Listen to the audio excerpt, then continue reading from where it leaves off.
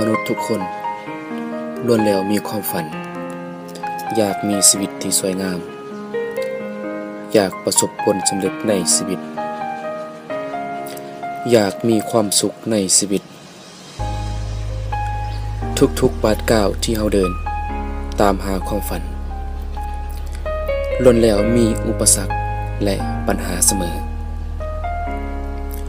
เพราะฉะนั้นจงเข้มแข็งจงมีความมุมานะอดทนจงผ่านอุปสรรคและปัญหาให้ได้ด้วยหัวใจที่เต็มเปี่ยมด้วยพลังและที่สำคัญอย่าลืมว่าเรามีความฝันและเป้าหมายชีวิตเพราะชีวิตที่สวยงามมักจะมาหลังความยากลำบากเสมอโดยพงศวรรค์